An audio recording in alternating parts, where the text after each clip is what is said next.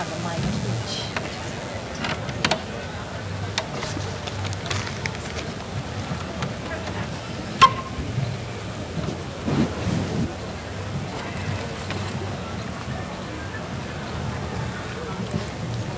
Good evening, and you can't hear me, so I'll start again.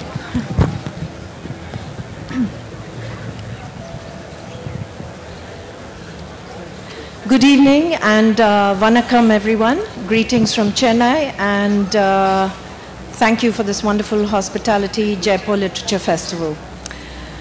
It's wonderful to be here with a very exciting panel, and in this pre-cow dust hour of twilight, we will bring to you a multi-million star cast, but you will not see anyone because we are going to be entering the realm of the epic imagination. Thank you, madam, for indicating with your ear that we will be dealing with the oral traditions, the written fiction, and the epic imagination.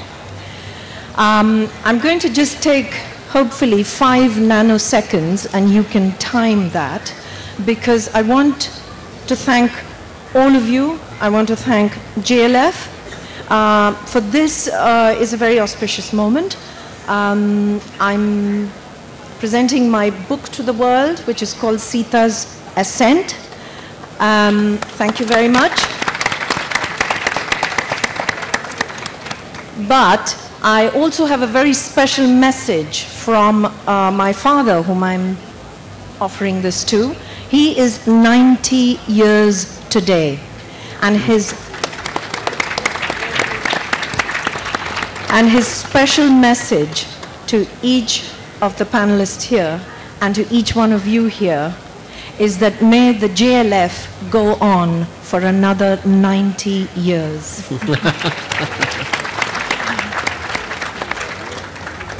His name, and I have to give his full title, he's retired now, but he's lived across 2 centuries, 4 generations, and may his spirit always be in the realm of the epics and all the lokas. His name is Major General Abban Naidu. So thank you for being here. Thank you for your blessings. I just want to acknowledge somebody who's been an amazing and unique influence in completing this book. And if she could just stand where she is, because I can see where she was sitting, and that's Lakshmi Holmstrom. Thank you, Lakshmi. Could you just stand up for one moment?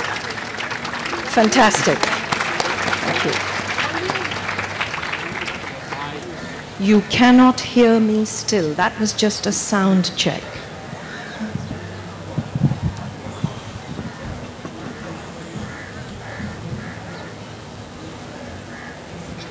May I just give this to each one of you? Wow, this is a beautiful bag. Oh, how beautiful. But this is kerfuffle, is it? So to these very eminent people on the panel who will be introduced yet again, but who are not new to this place, I feel very privileged handing this to Sitanshu, to Madeline, Thank you. and to Devdutt. Thank you.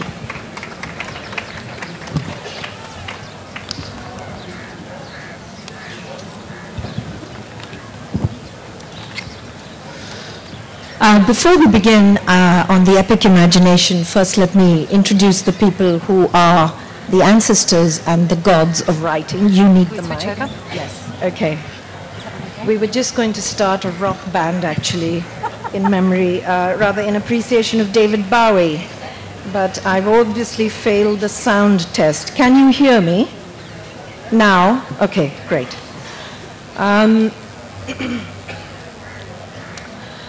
People on our panel for the epic imagination are none other than, I'm going to start with ladies first, purely because she's a woman and so am I, is Madeline Miller.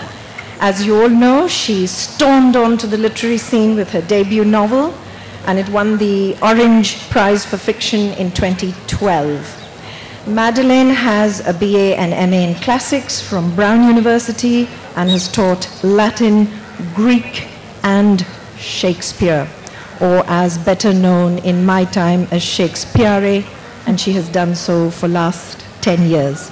The Song of Achilles is her first novel, and as I mentioned, it was awarded the 2012 Orange Prize for Fiction, and I'm very proud, so I want to give her a big hand. I hope you'll join me.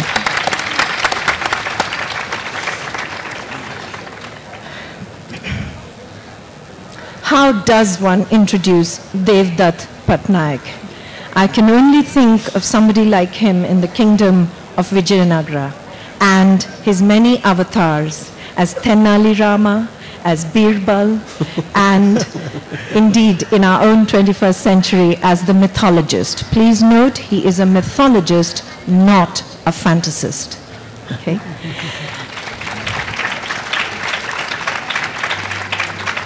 Devdutt Pattanaik writes lectures and consults on the relevance of mythology in modern life, especially in matters related to leadership and storytelling. He has written within his youth, enviably, 25 books and 400 articles on this subject over the past 15 years.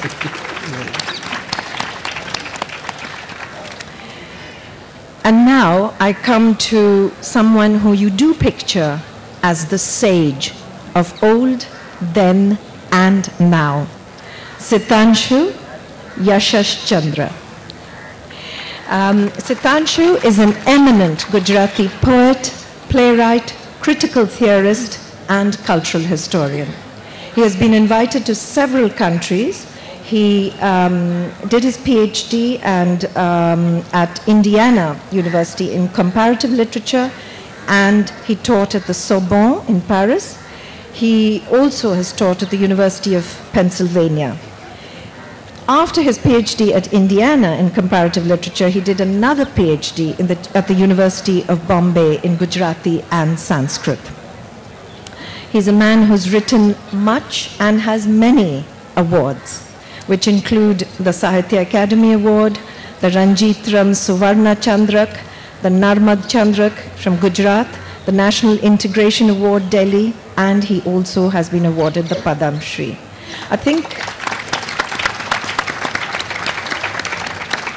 it's also very important to mention that as a translator writing in Gujarati, his poetry and plays have also been awarded the Gangadhar Maher Award from Orissa, the Kavi Kusumgaraj Paritoshik Award from Maharashtra, the Kabir Saman from Madhya Pradesh, and as I mentioned, National Sahitya Academy, and the National Harmony Award, Delhi, a fitting tribute to inter-regional networks of languages from India, and for his translations.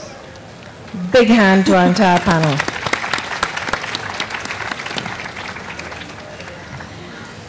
So when we move into this realm of the epic imagination, we have an amazing pantheon here and their ability to cross worlds, and with their writing and their orality and their poetry and across languages. So I thought in the first instance, if we could just share what each one of you feels is an epic. I think we'll just stick to the point of, if we each shared 2 minutes, of what you feel is an epic and what motivated you to write or retell the epics that you have. Do you want to start? Sitanshu. Well, I not only like epic and epics, but I also like Mahakavyas. And to me, epic is something that was written several centuries back in some other land. But I love it because I could make it my own, and I could represent my own reality through the metaphors and rhythms and characters of those epics, Greek epics mainly. Much more closer to me are the Mahakavyas, the word which we translate as epics, but it cannot be translated so easily. Now, what is the difference? The epic is written somewhere else at some other time, and a Mahakavya is written constantly rewritten from ancient times to my own times. It is written somewhere and it is also written closer and closer at various locations. This multiplicity of times of writing and places of writing of Mahakavyas, for example, Valmiki wrote Ramayana. But then Kamma in Tamil Nadu wrote Ramayana. And had Kamman not rewritten Ramayana in Tamil, Tulsidas would not have been able to write Ramcharitmanas in Hindi. And these are only well-known examples. But as you go into the Mahakavyas, you see the links. The past is not the past, and somewhere else is not somewhere else. And it is this quality of immediacy of all times and immediacy of all spaces, on all places, that is very dear to me. And that is why I go to the Mahakavyas, but I also go to the epics, because in India, we do not necessarily live in India. We live in India and we go out of India without leaving India. This is our special ability. So this is what Mahakavya means to me, and this is what epic means to me. Thank you. Madeline. As Vayu said, and thank you so much for the copy of your book. I look forward to reading it. As she said, my background is in Latin and Greek literature, so I'm going to talk about sort of the definition of epic in the ancient Greco-Roman world, which was, it sort of had three components. There was a form component, which is that epic poetry was written in a particular meter. It was written in dactylic hexameter. There was a diction component, which was that it used a particular type of language, this sort of larger-than-life language, to contain a larger-than-life subject. And this is where you get those beautiful Homeric epithets, things like rosy-fingered dawn, the wine-dark sea, swift-footed Achilles. And the final component was the subject matter. That in the ancient world, epic had to do with heroes, with wars, with gods. But on kind of a larger level, moving out of just that world, I see epic as a genre that is striving to reach for something large and important in our life. It's the genre that we read when we want to feel big. I see epic as another form of storytelling, but it is a story where you don't know where the beginning is and where you don't know where the ending is. And as you go along, there are so many roads and alleyways that you get lost in characters, and after some time you suddenly feel you're part of a larger story. That you are one part of a larger story, and you are one piece of an infinite jigsaw puzzle. So, for me, that's what an epic is. Very well. Yeah, beautiful. I really do think that an epic, yes, there's a kind of identity that you can find with the heroes, or you want to be a larger self, but it's also that wonderful sense of anonymity. And in a way, that way, it's also close to that discussion that was held earlier about a classic. You sip it at different stages in your life, and it has a different relevance throughout your lifetime. And I'm actually going to come to this whole thing about retellings and reimaginings, because one of the discussions we often face, and I'm sure you all have in your work on it, is that for one thing, do you think retellings should be allowed? Because in a way, Sitanshu has just mentioned, what's wonderful is that you move between times, you move between places, you can be stationary, and yet you can travel. And it's one of the arguments you often face is a retelling or a reimagining original as a written piece of work, or indeed in the telling. And I just wanted to, if we can just set up a discussion on that. Good. Follow this. Okay. Okay. You don't have to be too predictable, because epics aren't. Okay, this round will this way, this the other way around.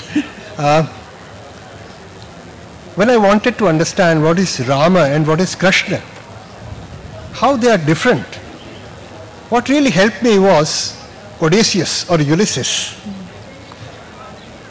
Homer, as you know, describes him as Odysseus of nimble wits. Rama was like Rana Pratap, and Krishna was like Shivaji or Ho Chi Minh. So I was trying to understand my own times and my own past, and Odysseus of nimble wits who had Trojan horse helped me. Krishna was somewhat like that. So my first collection of poems, I titled it Odysseus nu Halesu. Halesu means the oar. And there is a little known version in the Greek mythology where after coming from Trojan War victorious, as he was coming back, the sea god Poseidon cursed, and curse, as you have been saying, is an important, and we deal with our curses through references to epics. So there was a curse by Poseidon saying that you cannot go back to your hometown of Ithaca. You have to go inland, so far inland, and take the oar with which you have churned the 7 seas. You take that oar, you go so very much inland that they don't know what the sea is. They don't know what a ship is. They don't know what an oar is. And when they ask you, why are you carrying this winnowing fan? At that point, you planned the oar. To me, the kind of poetry I was trying to write in the early 60s, I was trying to cross borders. I was trying to write something which was new and so not acceptable. It was like the oar of Odysseus. Gradually, the people from inland would gradually come to know that this is an oar, there is a ship and there is a sea. Similarly, you make adventures in writing poetry or writing literature so that gradually you don't become instant success. You do not become international. You first become poet and then you become international. So, oar of Odysseus. And from my, that's why I went to Homer, and I went to Mahabharata, because the butchering of the innocents and innocence is all around us. So I thought, I wrote a play, it is called Ashwatthama. And the immediate response when the play was staged was that it would be about the Guruputra Ashwatthama, the immortal Ashwatthama, who of course there have been so many. But this play is not about the immortal being, but about the mortal one who was actually killed and not restored to life, and that is the elephant Ashwatthama. Yes, that's right. So, we are elephants Ashwathamas. The immortals might be in South Block and in everywhere, but we are mortal ones. So when that play was staged in Gujarat and in Bombay, it was a new kind of relationship with Mahabharata and Ashwatthama. So this is how you make major changes in the epic material, epic structures, epic characters, and ultimately the epic rhythm, which, as you said, is an ancient and vast rhythm. You don't break it, but you make it your own. And it makes it original, yeah. Thank you. Well, in my view, I think that mythology lives by retelling. That there is no such thing as a definitive myth, as an end, that myth is constantly renewing itself. It's constantly rising again. And every generation finds in these stories what resonates with them. And that part of what's so exciting about mythology is to find those pieces in it that really resonate with you, and to look back and see what have previous generations found in it, all the way back to the beginning. So I think that sometimes people say, oh, why do you want to retell those old stories? Or, those are fixed, those are done. What you don't, it's almost like sacrilege, you're messing with them. But for me, it feels like to retell a myth is to honor the myth, because it's to say you are a living thing that finds new life in the world. You see, whether we like it or not, retelling will happen. So nobody in India actually reads Valmiki Ramayana. The Ramayana that you hear is the Ramayana that your mother told you or the father told you, and that's valid for you. So it is being retold in every household, in every period of history. Occasionally it is frozen in a piece of literature. So you have Kamba Ramayana in Tamil, you have Toda Ramayana in Telugu, you have got Balram Das Ramayana in Odia, you have Bhavarth Ramayana in Marathi, you have Tulsi Ramayana in Hindi. So it keeps retelling, and the stories, and what happens with that is the stories shift a little bit. Characters change, a plot changes. For example, many people are surprised that, you know, when you talk of Ramayana, then Lakshman Rekha everybody talks about. It's become unfortunately infamous recently. But the Valmiki Ramayana doesn't mention it. It comes much later in Krittibasa Ramayana in Bengali in 14th century, which is almost over 1200 years after the first written Valmiki Ramayana was put together. So they do get retold. The problem is, when, and I'm seeing this modern retelling happening, is when you're retelling, do you lose the spirit of the story? Because there's a spirit with the story, there's an Atma. And many people, it's very postmodern, you know, and postmodern is something like, I want to celebrate Christmas my way, so I'm going to take Santa Claus and put him on the crucifix. It doesn't work that way. You can't do that. There is a spirit to the festival. There is a spirit to the epic. So, you know, one has to be careful about retelling. Yes, you retell, but let's not get too postmodern about it and completely destroy so it becomes unrecognizable. Yeah. And we can do that, of course. Nobody's going to stop you, nobody's going to lynch you for that, but it's not the epic anymore. I think it's very important about the spirit, and then there's also, as in our Indian performance theory, we do have rasas, you know, you're working with an emotive intelligence, and it's so wonderfully categorized, but and it relates to the spirit. I mean, it was something that when Peter Brook was doing Mahabharata, he returned to that aesthetic of let's look at these things like courage or fear or anger, and you're picking something that is the essence of the epic which you want to retell. And some of us may be more responsible, but it's a huge mantle to wear if we say we are speaking for our time. Maybe it happens naturally, but I think it's what, you know, attracts you within that epic, which then you have to follow a through line. So it's very important about intention, spirit, and a kind of responsibility. I just want to, since we're sort of on a journey about telling and originality, just looking at what drives you, Madeline. Is it the characters in the telling of the epic, or because sometimes epics in retellings are, or at least because they were oral, and I find this difference between orality and writing, that when you're actually telling a story, you have to be quite action-driven. But writing treats it in a very different way, as I'm seeing with Song of Achilles as well. I mean, so what was your drive? Was it the character particularly, or a particular circumstance that led you into the realm of the epic imagination? Well, I think that it's interesting that you mention oral poetry versus written poetry. And in the ancient Greco-Roman world, you have both types of epics. You have the Iliad and the Odyssey, which were composed and really meant to be performed orally, although they were, of course, written down later. And then you also have something like Virgil's Aeneid, which was composed on the page. And it's interesting to compare the two, kind of these two monolithic authors or poets, to see what are the differences between the oral tradition and the written tradition. But in terms of what brought me to the mythology, I think it was the characters that we were discussing before the event. A wonderful quote about how the epic world is, you know, it's filled with gods and sort of fantastical figures, but reality, human reality and human experience keeps breaking through. And I think that is absolutely what draws me to it, is that within this world of fantasy, there is incredible human truth.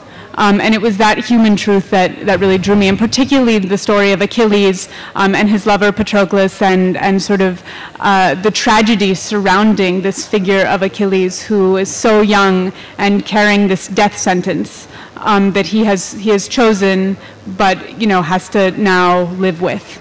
So it was really that, it was the characters. And in terms of what I was doing in my novel, The Song of Achilles, I was actually taking an epic story, but I actually didn't want to use that epic diction. I talked about how, you know, in the Iliad and the Odyssey, you have kind of epic diction. But I really wanted to use lyric diction. I wanted to take, can you take an epic story and tell it in a personal, first-person way that's grounded in daily life, in love, in friendship, in the small instead of the big? And so that's really sort of what I was kind of mixing genres in a way. Okay, well, thank you. Devdutt, I just wanted to say, in regard to Jaya, you know, what was your, because Mahabharata is multiple narratives. It's not got, you know, like the first Indian novel as Ramayana has quite a linear narrative. But what was your, I mean, I can't even say there would be one focus. There may be 3 or 4. And would you like to talk about that? See, I have always been interested in patterns. I love to see patterns. It's very natural to me. So, you know, I love to see a pattern.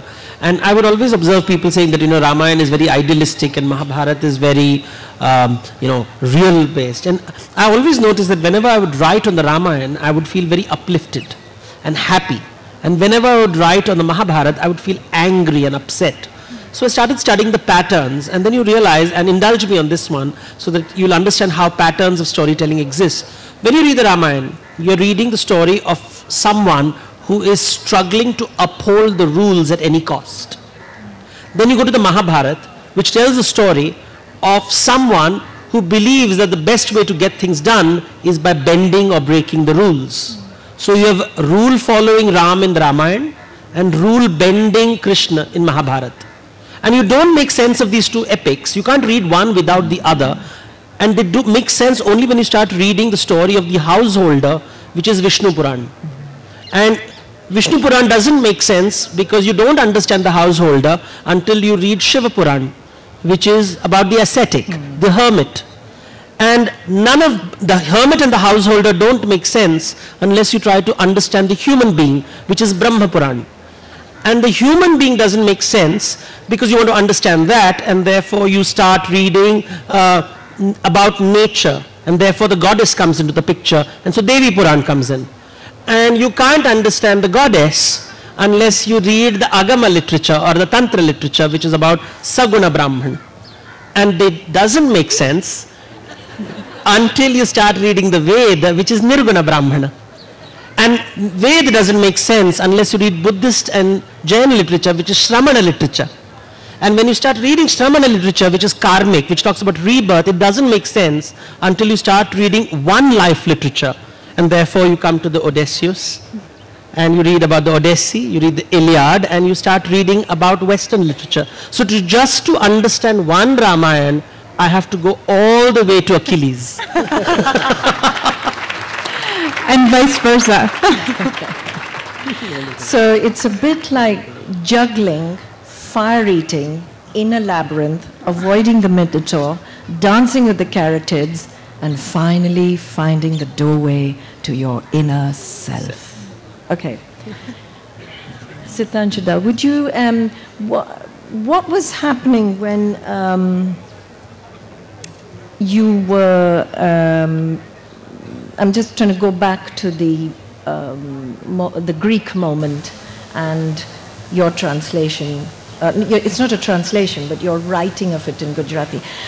Because something about reading and understanding an epic, retelling an epic, or writing about it, is always like having feet on two different, not just continents, but it's like having one foot in the water, one foot on ground.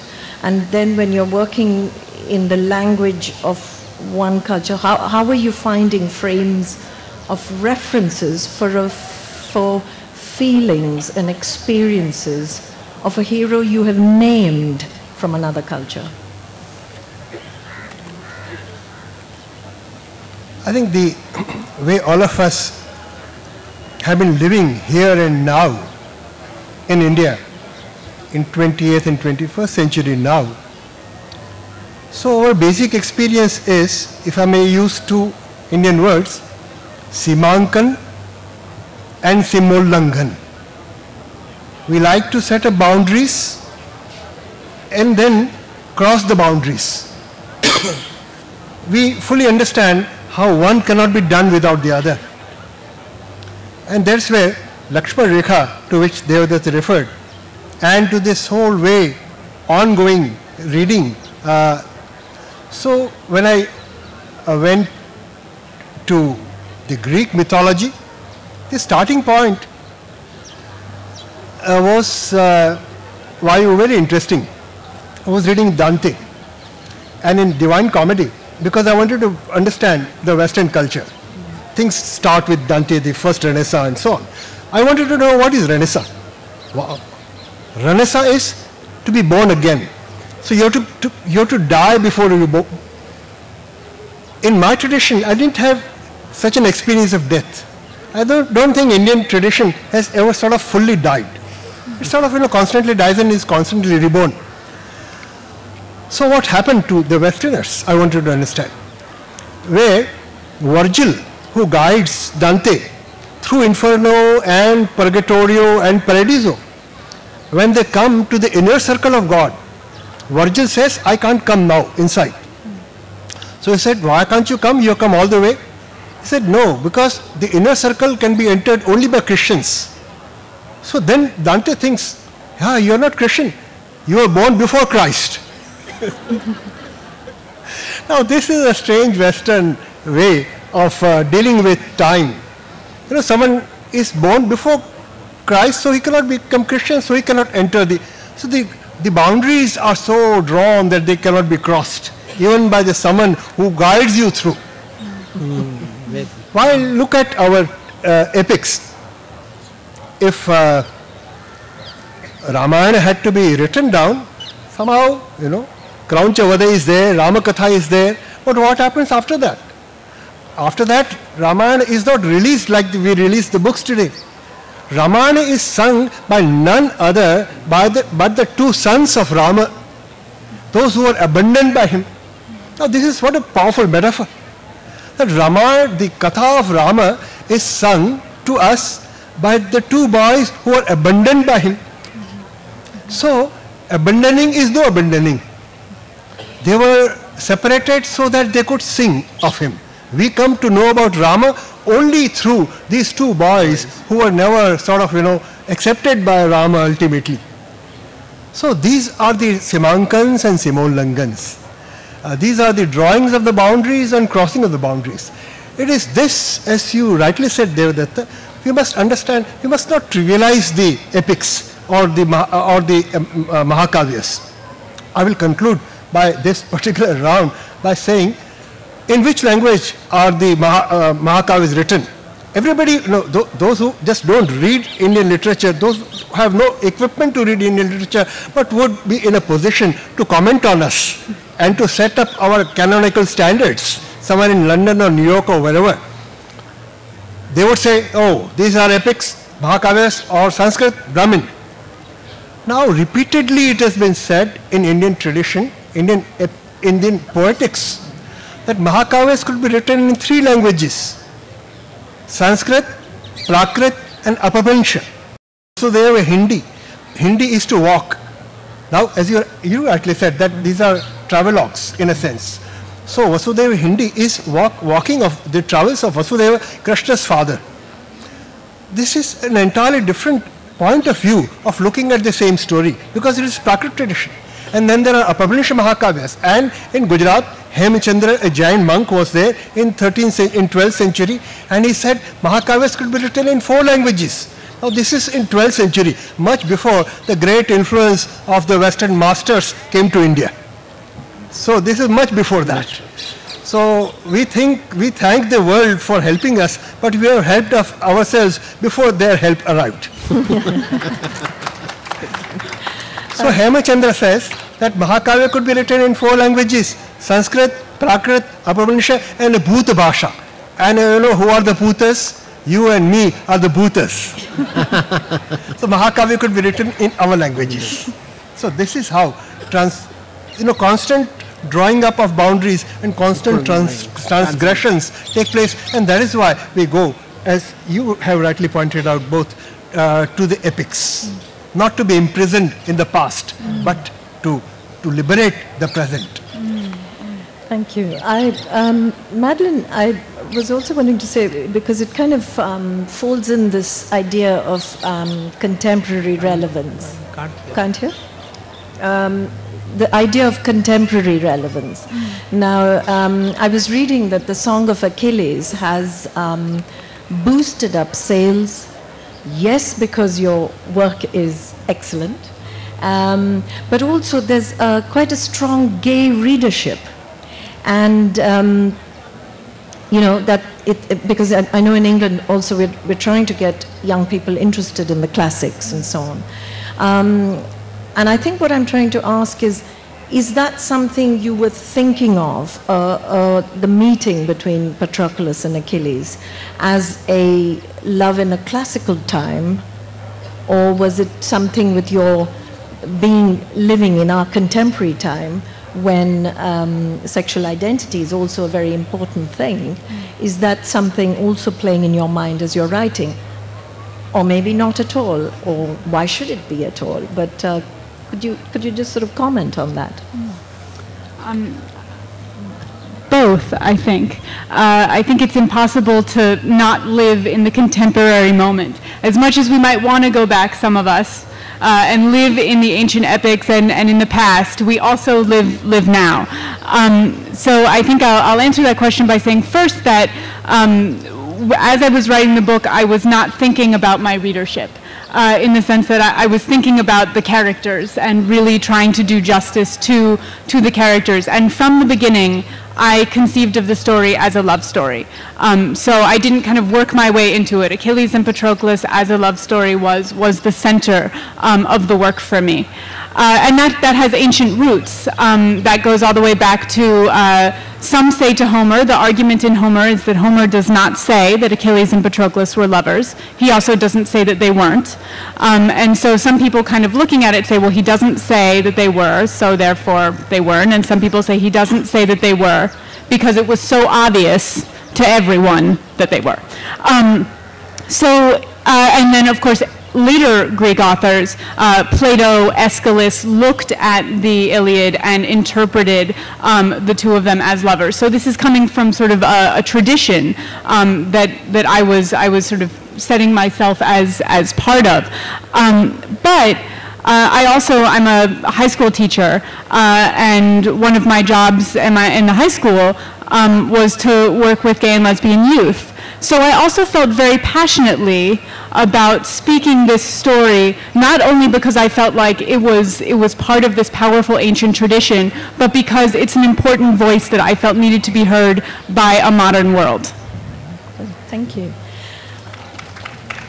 I'm wondering if this is a good moment, because we'll be just sort of turning a cycle of time before we have a cycle of questions, hopefully, coming at us. And as we, by consensus, discussed, it would be good if each one of us just read a tiny moment from our works. And I have requested Devdutt to read something from his Jaya, and Madeline, of course, from her book, and then Yashaschandra, and I will have to afflict a bit of my piece of writing on you, so it's a plug. Enjoy it for today and go and buy the book. Thank you. So I'll just read the short, like a summary of the way I approach the story. So, high above the sky stands Swarga, paradise, abode of the gods. Still above is Vaikunt, heaven, abode of God.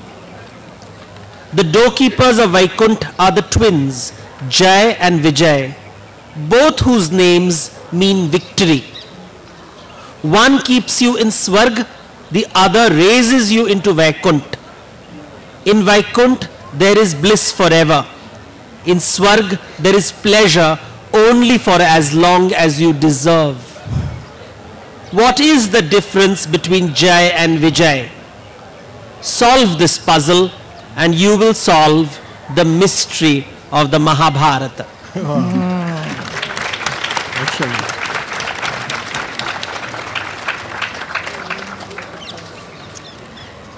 So I had spoken about how part of the subject matter of epic poetry is divinity. So here's the first appearance of a divinity in my novel. It's Achilles' sea-nymph mother, Thetis, meeting the young boy Patroclus for the first time. It's nighttime on the beach. A breeze blew down the beach, and grateful I closed my eyes to it. When I opened them again, she was standing before me. She was taller than I was, taller than any woman I had ever seen. Her black hair was loose down her back, and her skin shone luminous and impossibly pale, as if it drank light from the moon. She was so close I could smell her, seawater laced with dark brown honey. I did not breathe. I did not dare. "You are Patroclus." I flinched at the sound of her voice, hoarse and rasping. I had expected chimes, not the grinding of rocks in the surf. "Yes, lady." Distaste ran over her face. Her eyes were not like a human's. They were black to their center and flecked with gold. I could not bring myself to meet them.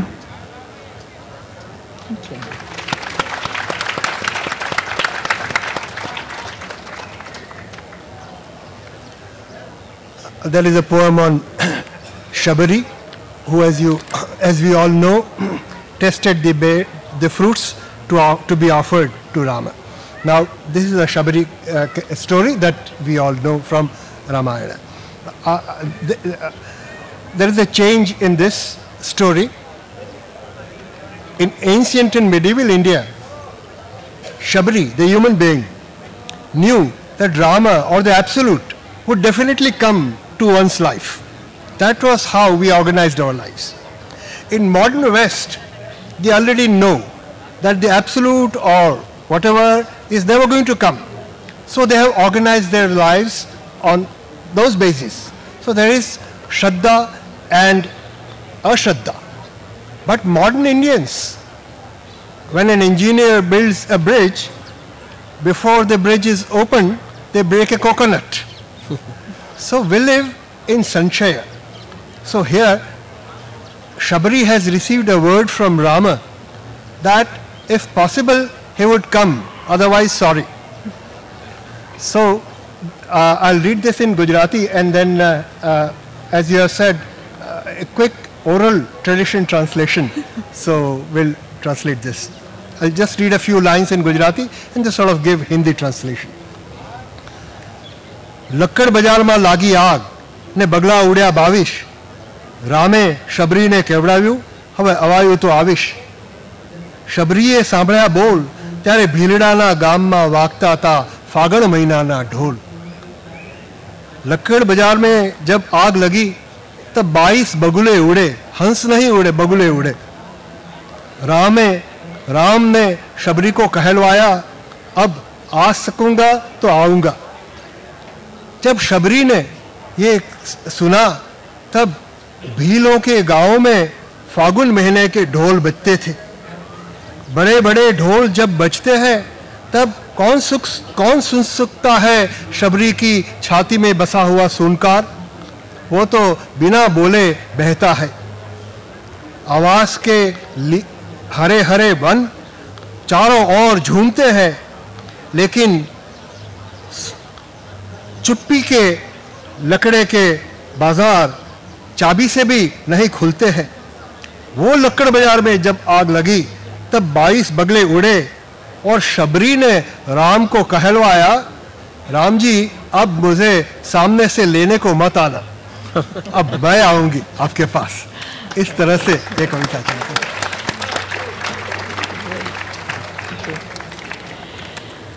So just to conclude our part of it, before we open it to questions, for me, yes, the epic is very much about characters and the way they think, which leads them to the actions that they do.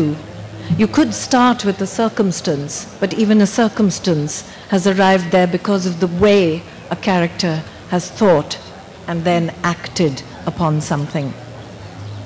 And what I'm just going to read you a little bit from Sita's Ascent.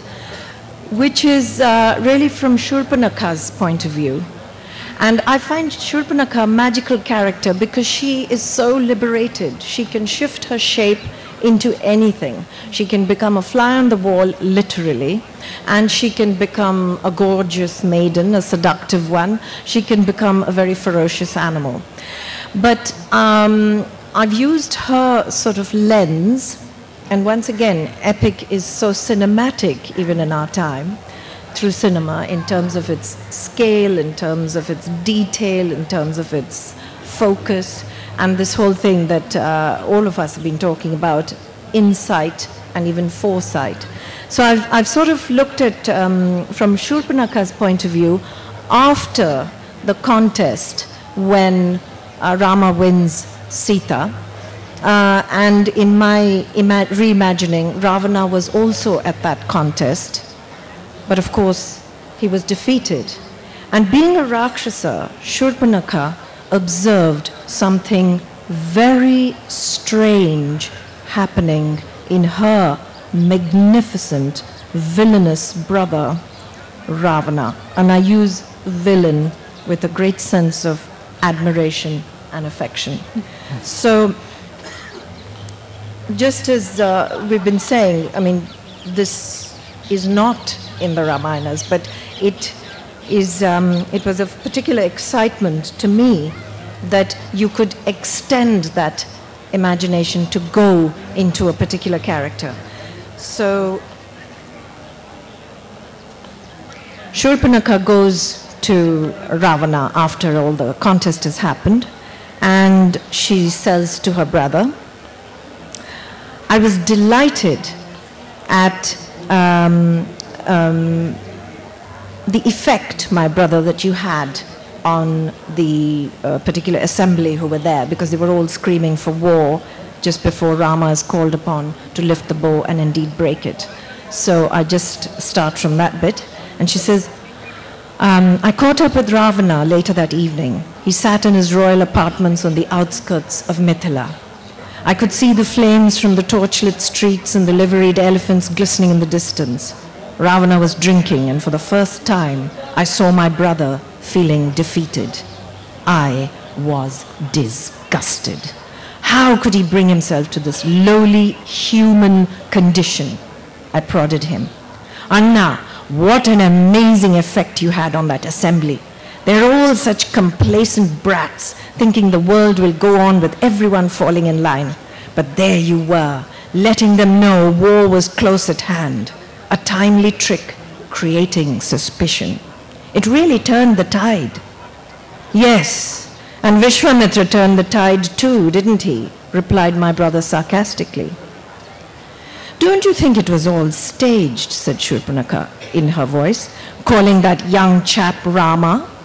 I had to switch, as Shurpanakha, to double deceit, as I really thought Rama was, yes, inexperienced, but he had a spark, a gorgeousness I so desired to possess, or at least to corrupt.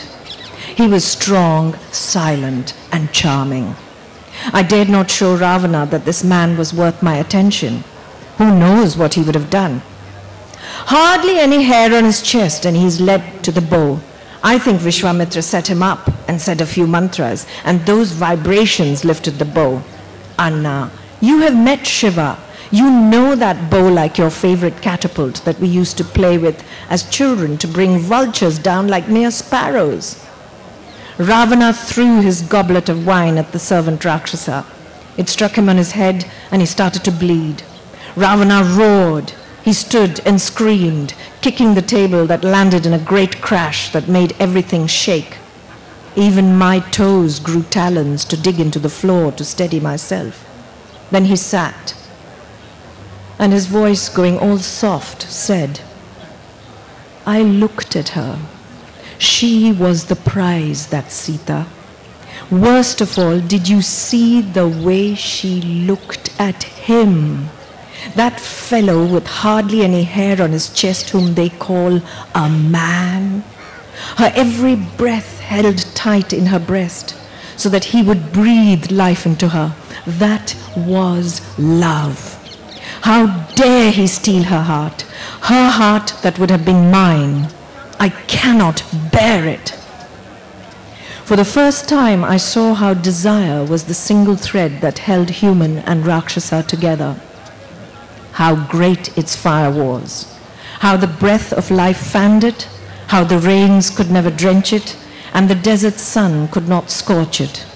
I saw how, like dry wood, it was kindled with just one look. And here, for my brother, it was taking an unfathomable direction. He wanted to drink her in, and more importantly, be drunk by her. He was on dangerous territory. He wanted the one thing all of us Rakshasas found unspeakable: love. Love in the human heart turns divine. This was total surrender, unspeakable treachery.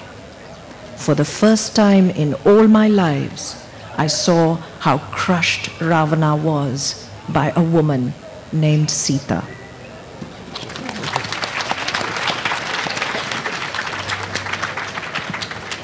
Time for a couple of very quick questions. I'm sorry, we're running short of time. Gentleman here.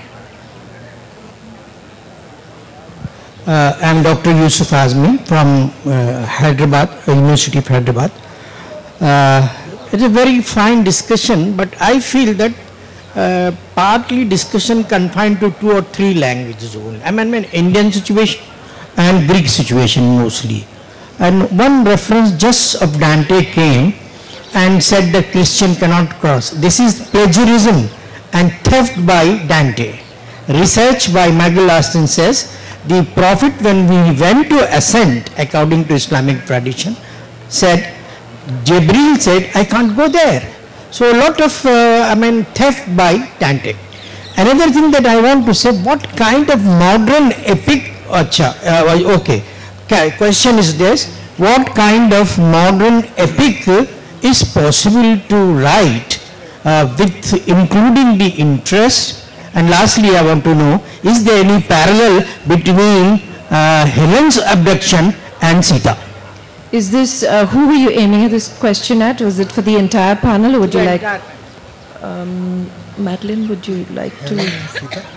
You should probably talk about Helen and Sita. Well, if you want to read about, there is a complete book written about Helen's abduction, comparing and contrasting it with the Sita's abduction. I don't know whether it's available in the bookshop, but if you Google it, you'll find it. The story goes, if at all we have time for the story, is that there are versions in which it is not Helen who is abducted, but the shadow Helen which is abducted. And similar stories exist in India where Sita is not abducted, but the Chaya Sita is abducted. So these kind of similarities exist in the two traditions. And lots have, there's a whole, as I said, a whole book written on it. So. And I think we really didn't have that kind of epic time to discuss so many languages. So really we were wanting to focus on variations, different imaginative derivations, inspirations of how it also moves across orality and into fiction. Yeah. We have a young man to your right. Hi, I'm Madhur from Bhopal. I want to know what you think about the future of mythology and fairy tales in regard to 2 things. One, with the interactive fiction like video games, there's a game called World of Warcraft which has like hundreds of mythological characters as the heroes, and what happens to the retelling in them. And the second aspect, it's very related, please. So, can these mythologies in modern times, can it affect the children, and how will it? So that, because it shapes up their dreams and their values and what the world is right now. I think not only the newer electronic media, but mythical imagination expresses itself through all sorts of arts. Painting, for example, dancing, you would say, sculpture, and so on. So, yeah, the new medium, and each medium and each period of time, each human situation adds a new dimension to that epic. Epic has the ability of adding newer dimensions in newer human situations. I mean, Devdutt actually works with mythology in very real-life situations. As long as there are humans, there will be imagination. As long as there is imagination, there will be storytelling. As long as there is storytelling, there will be mythology. So we have nothing to worry about. There's a question to your left, gentleman to your left. Well, in order to fix the nature of an epic in our minds, can you possibly suggest which literature of today may qualify as an epic in the year 7013? Teacher. Oh, wow. I remember I studied the ancient world. That's a very hard question because I think that it depends on sort of what definition you're using.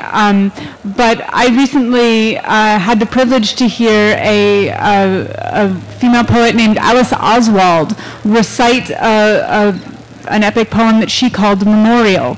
And it's actually all the deaths in the Iliad that happen in the Iliad of these so-called minor characters. And it is this unbelievable poem, and she recited it totally from memory to the audience, and it blew me back in my seat. But it was an amazing example of someone who is practicing the art of epic poetry today. There is a lovely poem by Rabindranath Tagore. He says, I wrote an epic and presented it to Goddess Saraswati, whose dancing feet didn't quite know of my offering, and her feet dashed against my epic, and it broke into 1,000 pieces, and these are my thousands of lyrics. Wonderful, beautiful. I think we only have time for one last question, I'm afraid. And this lady sent her beautiful daughter to ask me, so I've been completely manipulated. I do apologize, sir. Sir, Sitanshu sir, when you were talking about the retelling and imagination, you said it brings change. That is perfectly all right. But that sir, Dev sir said that spirit should not be killed. That's to be maintained. Where does the veracity of the factual description or details lie when the retelling and narration of the stories are written in the regional language? If you talk of the Mahabharat and the other recreation, they said it should be named as Sita and not the Ramayana. Or Sita is the daughter of Ravan. I mean, the huge list of these factual details. So where does the veracity of these facts lie? Because we all are, just looking for... Before you answer, I just find it very interesting when we are talking about mythology, people refer to facts. But anyway, sir.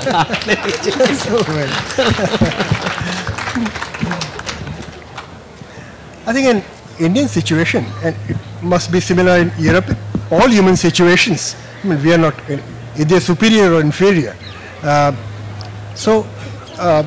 For example, in Assamia, there is a story of Pandu dying. Now, king was on... Lights, everybody? What happened then? This is better, I think. Oh. Yeah, this is much nicer, it's calm. So, well, let me say it, put various geographical and historical situations express themselves and make variations in the epics, in all mythical formulations. So it is only through variations that the myths continue to live. Had there been no variation, myths would have died long time back. It's only the geographical and historical factors coming in and renewing the... So verification and variation are two so closely, phonetically close words that I think verification, that is the truth value for us, comes only when we are able to work out a variation of the original.